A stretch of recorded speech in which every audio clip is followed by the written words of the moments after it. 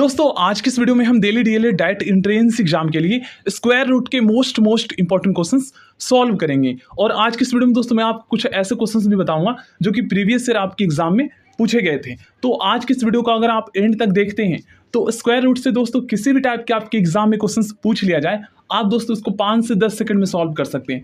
क्योंकि दोस्तों मैंने जो है स्क्वायर रूट सॉल्व करने के शॉर्टकट ट्रिक बताए हैं, प्लस डिवीजन मेथड के द्वारा आप कैसे दोस्तों बड़ी से बड़ी संख्याओं का स्क्वायर रूट फाइंड कर सकते हैं, ये भी मैंने बताया है।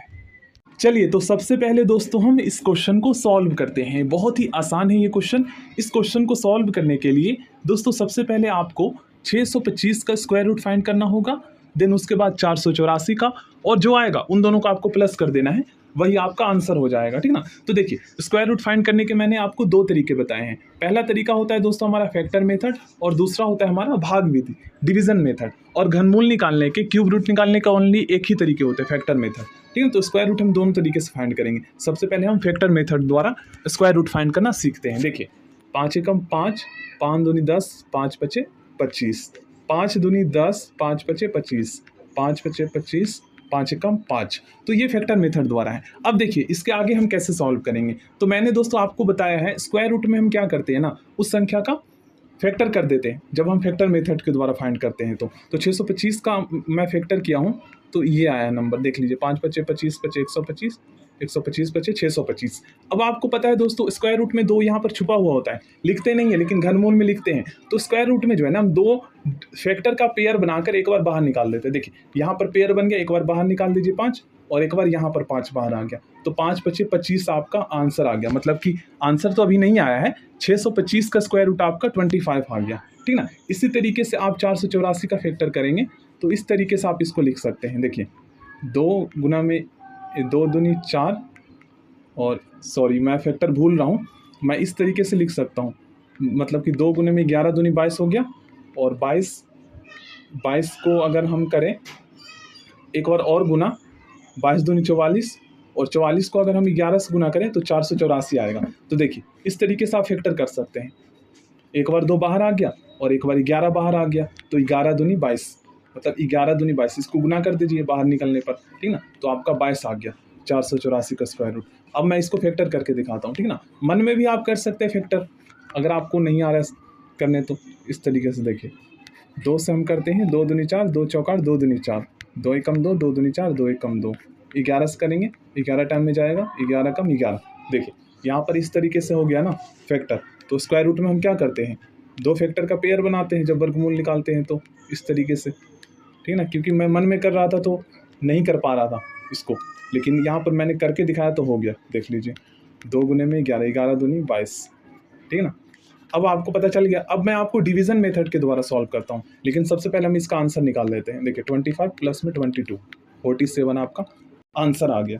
ठीक है ना। तो ये है। बहुत सारे स्टूडेंट दोस्तों क्या करते हैं ना, 1 से लेकर 50 तक की जितनी भी संख्या है ना उसका स्क्वायर याद कर लेते हैं। अब स्क्वायर अगर आप याद कर लेते हैं तो भी आप इस क्वेश्चन को 2 सेकंड में सॉल्व कर सकते हैं। देखिए मान लीजिए दोस्तों मैंने 25 का स्क्वायर याद कर लिया है, तो स्क्वायर का मतलब तो यही होता है ना, इसको 2 बार गुना करना, 2 बार गुना करना। अब 25 का स्क्वायर होता है 625 होता है ना, आप लोग देख लीजिए। और जब हम 625 का वर्गमूल निकालेंगे तो फैक्टर के तरीके से इस तरीके से हम लिख सकते हैं, बिल्कुल लिख सकते हैं। और स्क्वायर रूट में 2 संख्याओं को पेयर बनाकर एक बाहर निकाल देते हैं, तो 625 का स्क्वायर रूट आपका आ गया 25 आ गया। ठीक है। तो याद कर लेंगे तो भी आपको पता चल जाएगा। देखिए नेक्स्ट क्वेश्चन दोस्तों बहुत ही ज़्यादा आसान है। देखिए इस क्वेश्चन में आपको क्या करना है, स्क्वायर रूट के अंदर क्वेश्चन मार्क का साइन है ना, तो आपको क्या करना है, एक्स रख देना है यहाँ पर। ठीक है ना। माइनस में 34 इज इक्वल टू आपको क्या करना है, 484 का वर्गमूल निकालना है। तो कितना आता है, 22 होता है 484 का स्क्वायर रूट। ठीक है ना। अब आपको क्या करना है, तो वर्गमूल में एक्स यहीं रहने देना है, और आपको क्या करना है दोस्तों 34 को इक्वल के इस साइड लेकर जाना है। तो माइनस में इधर आकर ये प्लस में चेंज हो जाएगा। तो 22 प्लस में 34 आपका कितना हो जाएगा, 56। ठीक है ना। तो वर्गमूल में एक्स इज इक्वल टू 56। ठीक है ना, 56। अब देखिए साइन चेंज आपको करने आता है। जब दोस्तों स्क्वायर रूट का साइन जो है ना बराबर की साइड में जाता है तो ये स्क्वायर में चेंज हो जाता है। ठीक है ना। तो यहाँ पर हमारा एक्स रहेगा और यहाँ पर 56 के ऊपर स्क्वायर लग जाएगा। इसका मतलब ये है कि आप इसको 2 बार गुना कर दीजिए, तो आपका आंसर आ जाएगा 3136। 6 6 36। तो वंस प्लेस पे जो डिजिट आएगा वो 6 आएगा। तो इससे भी आप अंदाजा लगा सकते हैं कि 3136 ही हमारा आंसर हो। देखिए नेक्स्ट क्वेश्चन दोस्तों बहुत ही ज़्यादा आसान है। इस क्वेश्चन को सॉल्व करने के लिए मैं दोस्तों आपको शॉर्टकट ट्रिक बताऊंगा। आपको क्या करना है, सबसे पहले दोस्तों आपको 961 का वर्गमूल निकालना है। तो मैंने आपको बता रखा है कैसे फाइंड करते हैं, और मुझे याद है 961 का स्क्वायर रूट होगा आपका 31 और 2500 का आपका वर्गमूल होगा 50, ठीक ना। तो देखिए आप सभी देख रहे हैं 961 के ऊपर भी स्क्वायर रूट का साइन है और 2500 के ऊपर भी स्क्वायर रूट का साइन है।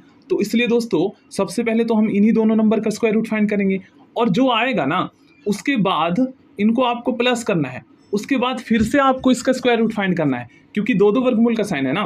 पहले तो इन दोनों नंबर पर है, फिर उसके बाद जो है ना फिर से एक स्क्वायर रूट का साइन है जो कि उन दोनों नंबर पे फिर से है, ठीक ना, पूरा ही कवर कर रहा है दोनों को। तो इसका मतलब ये है कि आप इनको प्लस कीजिए और जो आएगा उसका स्क्वायर रूट फाइंड करना है। तो देखिए 81 का स्क्वायर रूट आपका आ गया यहाँ पर 9। अब आपको क्या करना है, तो देखिए यहाँ पर सॉल्व करने पर हमारा 9 आया है, is equal to question mark का साइन जो यहाँ पर लगा है उसके स्थान पर आप x रख दीजिए। अब दोस्तों इसका स्क्वायर है, तो मैंने आपको बताया है ना, स्क्वायर का जब साइड हम चेंज करते हैं, इक्वल की साइड लेकर आते हैं, तो स्क्वायर वाला दोस्तों स्क्वायर रूट में चेंज हो जाता है, ठीक ना। तो आप इसको साइड चेंज करके इस तरीके से लिख सकते हैं। अब स्क्वायर का साइन चेंज हुआ तो इधर आकर स्क्वायर रूट में चेंज हो गया, उल्टा हो जाता है, गुना वाला भाग में, प्लस वाला माइनस में। अब 9 का वर्गमूल 3 होता है, आपका आंसर आ गया। चलिए तो नेक्स्ट क्वेश्चन सॉल्व करते हैं। देखिए इस क्वेश्चन को सॉल्व करने के दोस्तों मैं आपको शॉर्टकट ट्रिक बताता हूँ।